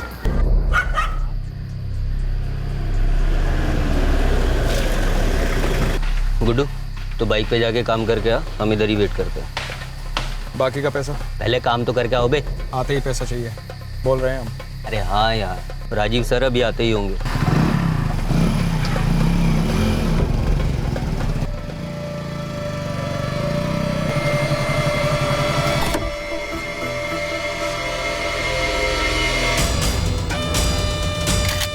कौन है आप लोग? हाँ, क्या है ये सब? नवाब क्यों? गुडवा और विक्रांत तो बताया कि दूसरा भाई एकदम बच्चा था। वहां उस लड़के के अलावा दूसरा कोई आदमी ही नहीं था। साहब, उन्हें तो अंदाजा भी नहीं था कि वो उनका ममेरा भाई था। हमें बोला भी नहीं गया था कि उस घर में और भी 2 मर्द हैं। हमें तो तब पता चला जब वो दोनों हमारे पीछे दौड़ते दौड़ते आए।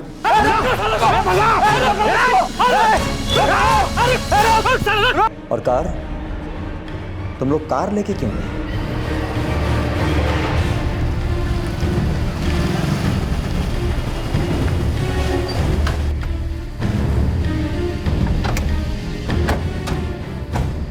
गुड्डू, हो गया? हो गया। मारा? 6 का 6 भीतर उतार दिया हम। पैसा? राजीव साहब ने बोला है कल मिल जाएगा। बोला था ना आते ही पैसा। अरे तो बोला ना पैसा मिल जाएगा, कहीं भागा थोड़ी ना जा रहा है। राजीव साहब ने बोला है कल मिल जाएगा, मतलब मिल जाएगा। बोल देना तेरे राजीव साहब को, जब पैसा मिलेगा तभी गाड़ी मिलेगी।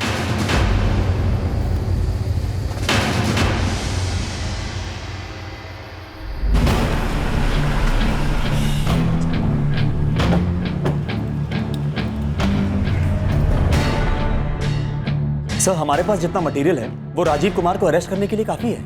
काफी सबूत है सर। गुड्डू के अलावा सभी हिरासत में। कार और गन दोनों बरामद हो चुकी। फोन की रिकॉर्डिंग्स और फोन रिकॉर्ड से साफ जाहिर होता है कि इंस्पेक्टर राजीव कुमार इसमें शामिल है।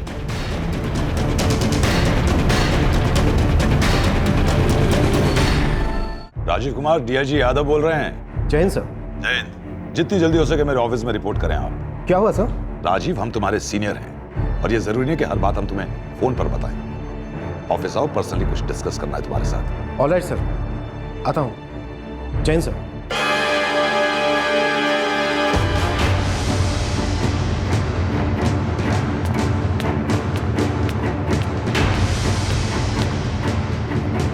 मैं कम इन सर? और राजपाल। सर, इंस्पेक्टर राजीव कुमार कहाँ है किसी को भी पता नहीं, और अपनी ऑफिशियल व्हीकल भी लेके नहीं गए। इसका फोन भी स्विच ऑफ है। जी सर, अभी भी स्विच ऑफ। सर, लगता है राजीव कुमार को भनक लग गई कि उन्हें यहाँ क्यों बुलाया जा रहा है।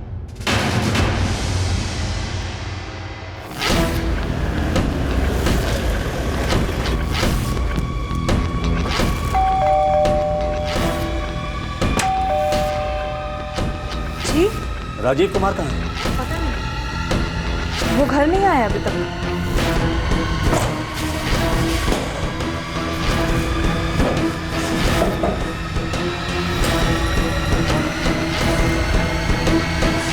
क्या लगता है आपको कहाँ गए होंगे आपके पति?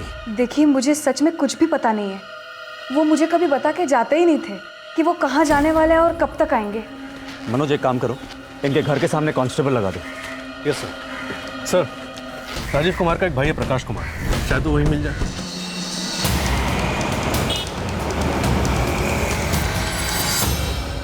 सर, फोन अभी भी बंद आ रहा है, उसका फोन ट्रैकिंग पे डाल दिया।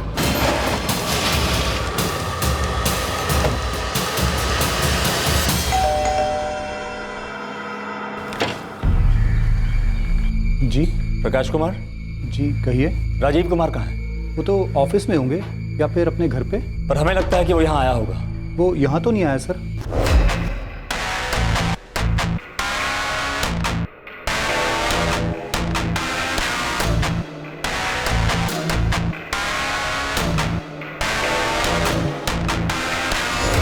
सर मुझे समझ नहीं आ रहा, आप राजीव को इस तरह क्यों ढूंढ रहे हैं? सर राजीव खुद एक पुलिस वाला है, वो इस तरह क्यों भागेगा सर? यानी कि आपको मालूम है कि आपका भाई भागा हुआ है।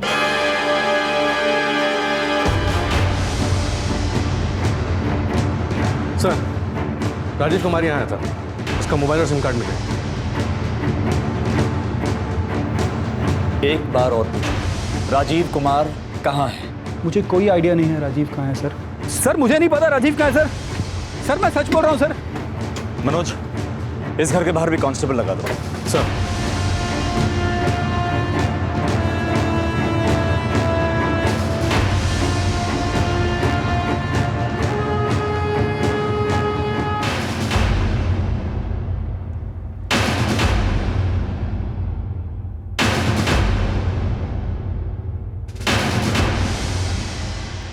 पुलिस वाला मेरे बेटे के कत्ल के पीछे।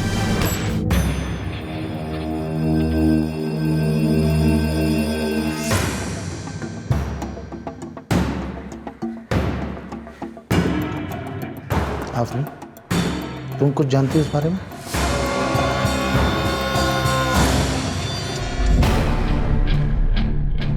पूरे राज्य की फोर्स को अलर्ट कर दिया सर, लेकिन फिर भी वो पकड़ से बाहर है।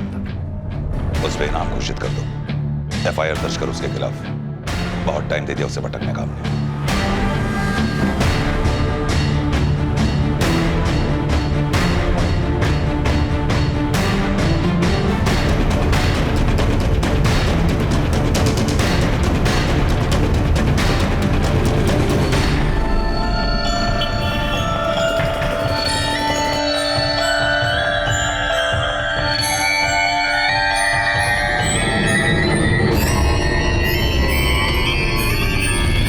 राजीव कुमार कहाँ है? हमें नहीं पता। झूठ बोल के कुछ मिलने वाला है? सच्ची बोल रहे हैं? 10,000 में हमारा क्या होने वाला है? और राजीव कुमार पकड़ा गए तो हम छूट जाएंगे जेल से। छुपा के हमें कुछ मिलने वाला नहीं।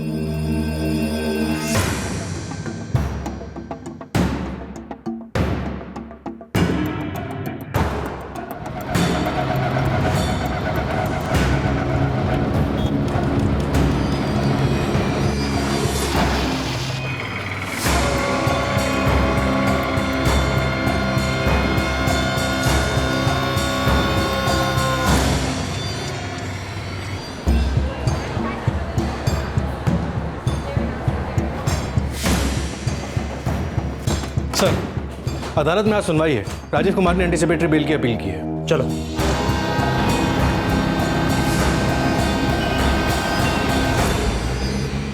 सर, ये साफ साफ वरिष्ठ पुलिस इंस्पेक्टर राजीव कुमार की छवि को खराब करने की साजिश है। वे एक बहुत ही इज्जतदार अफसर हैं और उनका ट्रैक रिकॉर्ड एकदम बेहतरीन है। अगर ये बात है तो फिर वे छिपते क्यों फिर रहे हैं? सर, उनके दुश्मन उन्हें फंसाना चाहते हैं, उन्हें तकलीफ पहुंचाना चाहते हैं।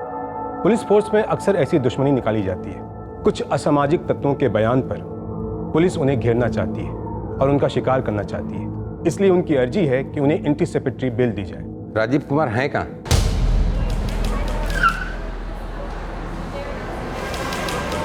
सर, उन्होंने सरेंडर का वादा किया। ठीक है, उन्हें सरेंडर करने दिया जाए, फिर अदालत बेल पे बात करेगी। अभी उनकी बेल नामंजूर की जाती है।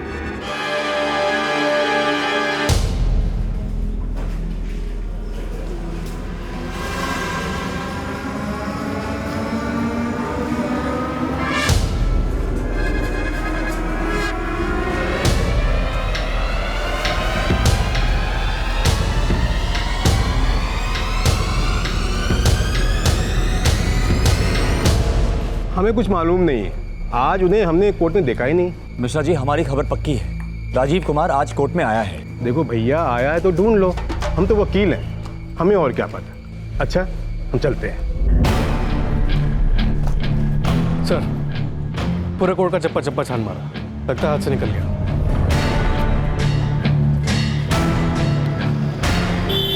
ओके सर, खबर पक्की है, हाईवे के पास रेस्टोरेंट में।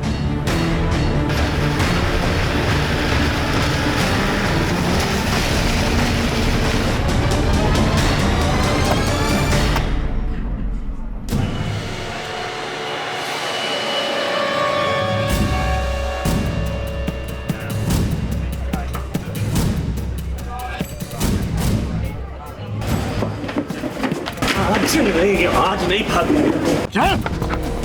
आज या तो तू मुंह खोलेगा या यहीं ठोक दूंगा तेरे को। अब बोल, राजीव कुमार कहाँ है? बोल। हमें क्या पता, हमारी तो उधारी है उनसे। हमें कहाँ कांटेक्ट करेगा वो, और करेगा भी तो हम हेल्प नहीं करने वाले उसकी।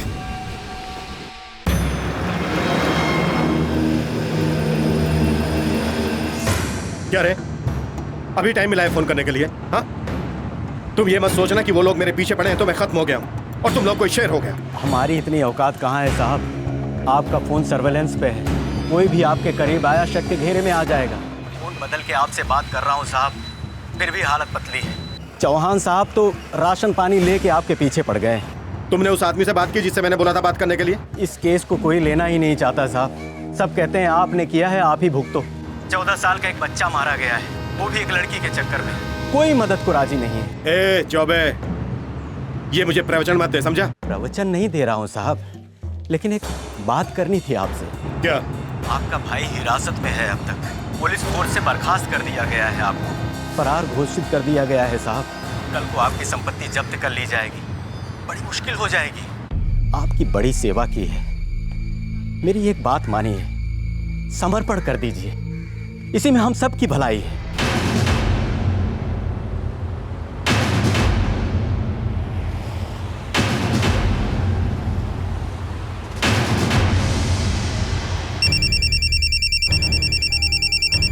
हेलो, क्या मिला तुझे ये सब करके? हाँ? अरे जिंदगी भर मेरे साथ खुश रहती और बस था वो शादाब। बहुत तुम राजीव, मैं कभी सोच भी नहीं सकती थी कि तुम इतना गिर सकते हो कि मुझे वापस पाने के लिए, मुझसे बदला लेने के लिए तुम मेरे 14 साल के छोटे भाई को मार डालोगे। हो गई गलती, जो लड़के थे चूक गए। निहायत ही गिरे हुए इंसान हो तुम। देखो आफरीन, मेरी मदद करो। उस वक्त नगमा मर्डर केस में मैं चाहता तो तुम्हें फंसा सकता था, पर मैंने तुम्हारी मदद की ना। इस्तेमाल किया तुमने मेरा, और तुम जैसा आदमी ये सब फंसाने बसाने के अलावा और सोच भी क्या सकता है? अब खुद फंस गए हो तुम, सड़ो अब नरक में।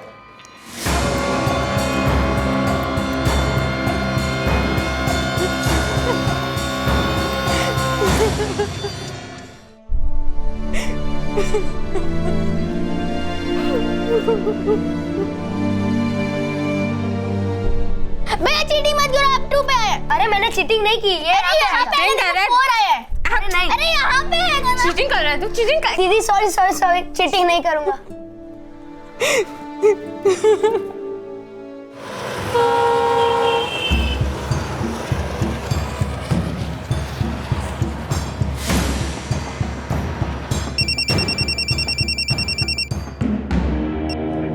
हेलो। जय Hind sir, senior inspector Rajeev Kumar. Rajeev, अब तुम पुलिस में नहीं हो। देखिए सर, मैंने बहुत सारे लोगों का बहुत सा काम किया है जब मेरी जरूरत थी। राजीव, अब किसी को तुमसे कोई काम नहीं करवाना है। सर, इस वक्त मुझे आपकी हेल्प की जरूरत है। सॉरी राजीव, अब तुम्हारे पास कोई इशारा नहीं। या तो तुम सरेंडर कर लो, नहीं तो एक ना एक दिन तुम्हें गिरफ्तार कर ही लिया जाएगा। सोच लो राजीव, तुम्हारे पास वक्त बहुत कम है।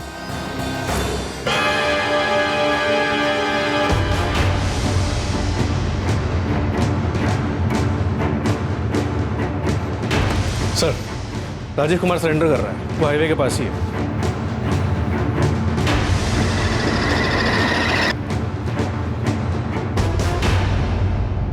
मुझे तो उसी वक्त तुम पे शक हो गया था जब तुमने शादाब पे शक जाहिर किया था।